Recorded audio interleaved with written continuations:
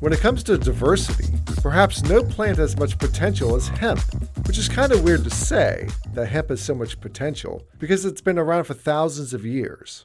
There's a deep and rich history of hemp across many cultures. I think the oldest archaeological evidence that's confirmed of hemp was 8,000 BC, so 10,000 years old. It feels like a new crop to us in a lot of ways, but people would laugh from prior times because it's been with humans for a really long time. That's Dr. Zachary Stansel, a germplasm curator at the Plant Genetic Resources Unit in Geneva, New York. He leads ARS's research on hemp germplasm preservation and cultivar development. Hemp's connection to this country is, well, tricky. It was considered an important crop in colonial times for its diverse uses, not only clothing, but for paper, seed oil, and medicines. In the 1930s, the Ford Motor Company operated a biomass conversion plant that processed ethanol from hemp and developed car parts constructed from hemp. In fact, if you look on the back of a $10 bill from the early 1900s, you'll see an image of farmers harvesting hemp. Hemp production in the U.S. was banned in 1937, mainly due to its genealogy as a cannabis plant, which we'll dive more into later. It wasn't until 2018, nearly 90 years later, that Congress reauthorized the production of hemp, giving farmers across the nation a new crop to grow. One of the coolest things about hemp is it's used for so many different things, but that also can make it overwhelming and a complex problem. I think that for hemp to be successful, we'll use all of the parts of the plant. So we've been mostly talking about the fiber. The outer layer of the plant, inside of the plant, is the hurd. It tends to be more woody. Can a farmer grow a field of hemp, harvest the fiber out, but also sell the hurd as an off-product? Hemp has long been used for fiber and grains, but researchers are exploring applications for biofuel, sustainable building materials, carbon sequestration, and even nanotechnology. A lot of applications indeed, but for this episode, we're talking about wearable science. And hemp could have a huge impact on clothing and other textiles. I spoke with Dr. Heather Grab about the advantages hemp has over other clothing materials. Grab is a senior lecturer at Cornell University's School of Integrative Plant Sciences. There's a really long history of using hemp, particularly because it has very long fibers with high tensile strength. So that means it's a much more durable natural fiber compared to other alternatives that are out there. Some of the benefits relative to cotton, for example, is that hemp can be grown in a much wider geographic area than cotton can.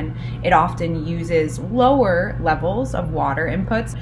And at the moment, there are very few big pests that dramatically threaten those crops. We're not applying pesticides to this crop at a very broad scale, in contrast to some of the other natural fibers that are out there.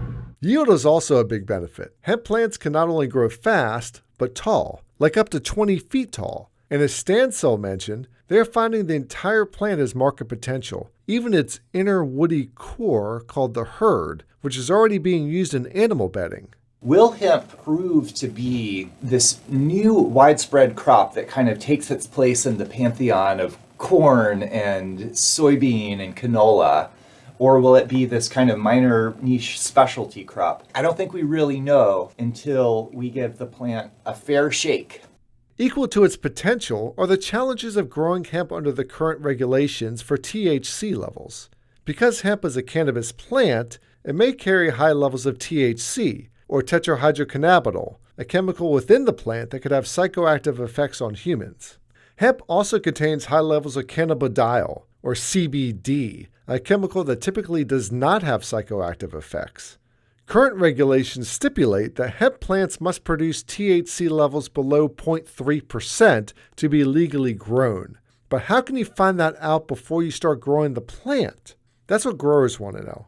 THC and CBD are actually extremely similar molecules. They just kind of differ by a few small bonds. And yes, they have pretty profound psychological differences on people. Some of the work done at Cornell University and other places has done a really nice job of taking apart that biosynthetic mechanism that says this particular plant is really going to shift a lot of its energy into producing a lot of THC or shift a lot of energy into producing CBD. In conjunction with that, we have these really fantastic tools called molecular markers, where we can take a plant that has recently germinated, just a few leaves, get the DNA out, and then use these molecular marker tools to say, this plant is going to have extremely high THC or very low THC.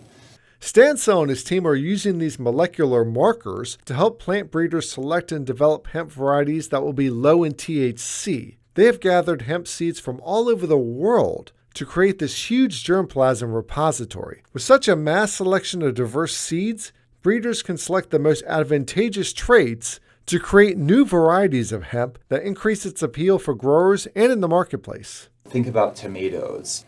Tomatoes were domesticated from wild plants in the Andes, and they're very small, maybe the size of a marble. Some of them were poisonous, and they didn't really taste good. Over time, formal academic people and small gardeners have made selections on that germplasm to produce these larger, more delicious, more agronomically successful varieties of tomatoes. So one thing that's really exciting with hemp is we're at kind of in the early stage of formally breeding these well-adapted, locally adapted types of hemp that will meet all these needs and produce extremely high quality products. Having a library of diverse hemp germplasm is this critical first step that allows the breeders, the researchers, and ultimately the farmers to be successful at producing hemp.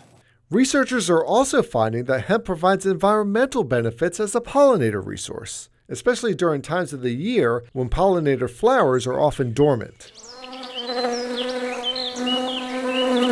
If you go into a hemp field in the middle of the summer, it'll be buzzing with insects, and many of those are bees. And that's a period of time, especially in agricultural landscapes, where there's very few other floral resources that are available to those pollinators. And so that could provide a key support for insect populations that go on to provide important ecosystem services in other high-value specialty crops surrounding farms that are growing hemp.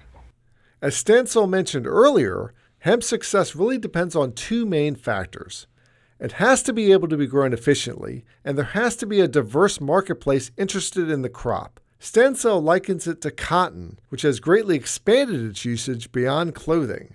In the case of cotton, that was a really big breakthrough where, yes, you're getting the cotton fibers, but it turns out that the seeds are rich in cottonseed oil. And that became sort of the difference between growing a profitable crop of cotton versus a non-profitable, is having that little bit of cottonseed oil. It kind of made the difference for cotton farmers to be successful. So kind of finding applications for this herd tissue or this herd material as an input into industrial processes, I think is going to be critical.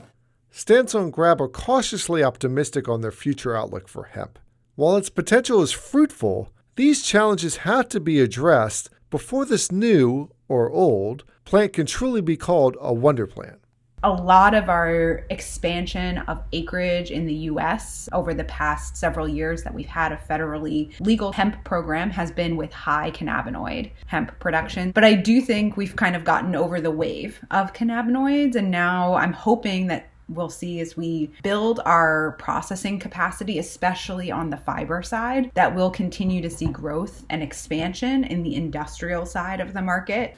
Yes, consumers are certainly shifting to prefer natural fibers over synthetic ones, but it's in that space there's cotton, there's wool, there's flax. What place will hemp fit in there? This is a complex problem that's going to take a lot of time, a lot of research. And then supply chains are often chicken and egg problems where farmers won't grow hemp until they're confident that they can sell it to a processor. And then processors may not want to invest millions of dollars of infrastructure until they're confident they can buy it, right? So I think those kind of problems can be addressed by the USDA and other organizations to help kind of build up the inertia on a crop like hemp. We have this opportunity to do some extremely exciting research on a crop that has a phenomenal amount of potential. Thank you for listening to this comfy, cozy, wearable episode of Science in Your Shopping Cart. And stay tuned for our next episode, which weaves agricultural science with sports and athletics. It's a game winner for sure. For Science in Your Shopping Cart, I'm Todd Ziller. Science in Your Shopping Cart is produced by the Office of Communications, Agricultural Research Service, an agency of the U.S. Department of Agriculture. For more information, visit www.ars.usda.gov. Follow us on Twitter, LinkedIn, and Instagram, like us on Facebook, and watch us on YouTube.